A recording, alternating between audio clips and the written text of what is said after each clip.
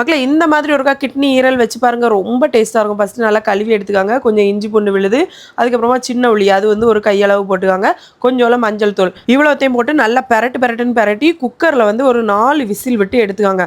நல்லா சூப்பராக வெந்து வந்துடும். அப்புறமா அந்த சின்ன உள்ளியும் சேர்த்துருக்கனால ஒரு கிரேவி கன்சிஸ்டன்சியில் நமக்கு கிடைக்கும். அதுக்கப்புறமா ஒரு இரும்பு சட்டி அடுப்பில் வச்சுட்டு தேவையான அளவு நல்லெண்ணெய், தேங்காய் ஏதாவது ஒரு எண்ணெய் ஊற்றிக்காங்க. நான் தேங்காய் தான் எடுத்துக்கிட்டேன், ஏன்னா தேங்காயோட ஃப்ளேவர் வந்து சூப்பராக இருக்கும். அதுக்கப்புறமா பட்டை கிராம்பு ஏலக்காய் கொஞ்சம் சேர்த்துக்கோங்க. அப்புறம் பல்லாரி ஒரு 2 பல்லாரி நல்லா குட்டி குட்டியாக வெட்டி நல்லா வந்து வதக்கி எடுத்துக்கணும்.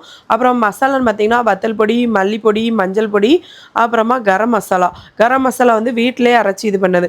அதுக்கப்புறமா மசாலையும் போட்டு நல்லா கிண்டிட்டு நம்ம இறச்சி வேக வச்சு வச்சுருப்போம்ல, அதையும் போட்டு கொஞ்சம் வத்தி வந்தப்புறமா கொஞ்சம் காரம் தூக்கலை வேணா ஒரு 2 ஸ்பூன் நல்ல மிளகு பொடி சேர்த்துக்கலாம். நான் வந்து 1 ஸ்பூன் நல்ல மிளகு பொடி சேர்த்துக்கிட்டேன். அதுக்கப்புறமா கொஞ்சம் வத்தி வந்தப்புறமா எண்ணெய் பிரிஞ்சு சூப்பராக வந்திருக்கு.